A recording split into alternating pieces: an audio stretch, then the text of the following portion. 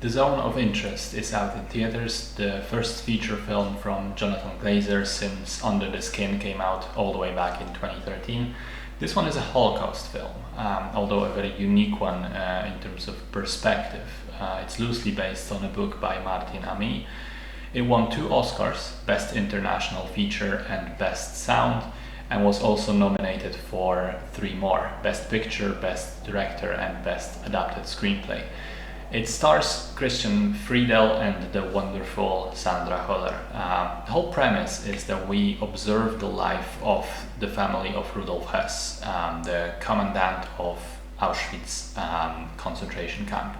His family lives in this big house with a beautiful garden, swimming pool, servants, but they literally live on the other side of the camp wall. And so you keep seeing the camp's guard towers, you keep seeing the barbed wire, the guards, you keep seeing smoke from the furnaces and from trains, you keep hearing people scream and gunshots and the furnace is burning. It's always there in the background.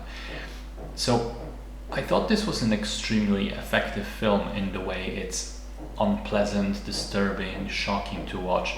Shocking not in a graphic way but because of how it approaches the atrocities that are happening. They happen off screen and the main characters just stubbornly choose to ignore them. They live their lives as if this was a normal situation. I think it's an incredible study on maybe not banality of evil, because it isn't banal, but rather on the casual nature of evil. The way Hedwig can discuss so lightheartedly how she has a new coat after a Jewish person, or how she found diamonds in a tub of toothpaste.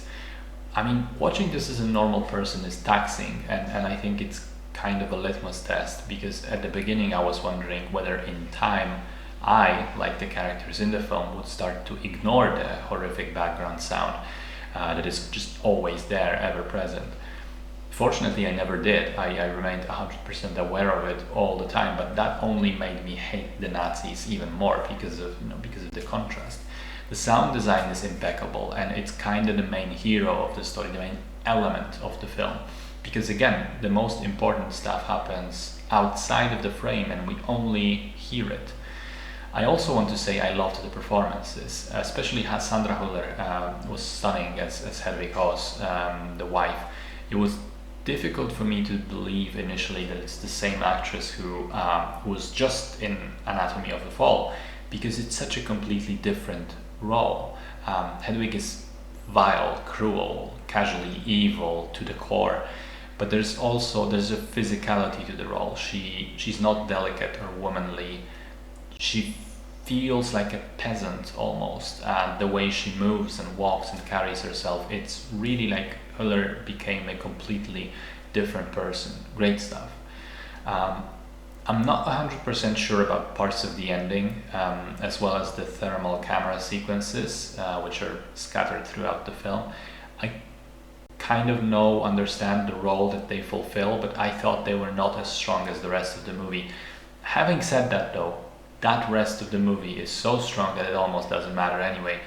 Powerful, disturbing, traumatizing film, but I think an important one to view, to see this other face of evil, unglamorous, everyday, casual. Great movie.